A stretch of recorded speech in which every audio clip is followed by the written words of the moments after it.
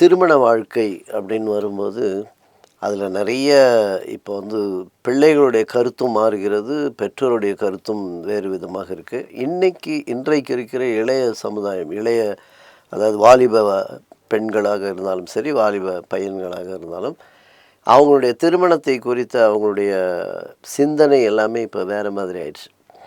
ஏன்னா இப்போ இந்த லிவிங் டுகெதர் அப்படின்னு ஒரு புது இது வெளிநாட்டிலேருந்து இறக்குமதி செய்யப்பட்டதாகத்தான் நாம் சொல்கிறோம். ஆனால் அது இந்தியாவுக்குள்ளே வந்துருச்சு. இப்போ இங்கேயும் நிறைய பேர் அதற்கு கொடி தூக்க ஆரம்பிச்சிட்டாங்க. அப்போ அந்த லிவிங் டுகெதர் அப்படின்னு வரும்போது இன் ஃப்யூச்சரில் அந்த பிள்ளைகளுக்கு யார் இனிஷியல் கொடுக்குறது யார்? அப்போ அது அம்மாவாக தான் மாறுமா? இப்படியாக இருக்குமா? ஏனென்றால் லிவிங் டுகெதரில் இப்போ எப்படி ஆகிப்போச்சுன்னா, சேம் செக்ஸ், ஒரே பாலினம் அவர்கள் கூட சேர்ந்து இணைந்து வாழ்வதாகலாம் சொல்லுகிறார்கள். அப்போ அந்த குழந்தைகளுடைய எதிர்காலம் எப்படி இருக்கும்? So what you think about living together policy? அதாவது இன்பத்துக்கும் மகிழ்ச்சிக்கும் உறவு கொள்வதற்கு மட்டும்தான் ஒரு பெண் தேவை, ஒரு ஆண் தேவை என்று நினைக்கிறவர்கள் லிவிங் டுகெதரில் இருக்கிறாங்க.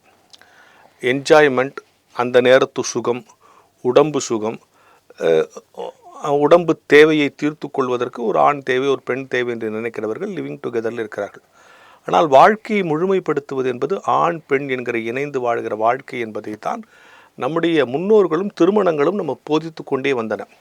அந்த போதனையில் எங்கேயோ பிரச்சனை வந்ததுனால, அந்த போதனையை கேட்காதனால தான் இதுதானே திருமணத்துக்கு பிறகு இதுதானே, இதை மட்டும் நாம் செய்துவிட்டு பிரிந்து விடுவோம் என்கிற நிலை தான் லிவிங் டுகெதரில் வருது.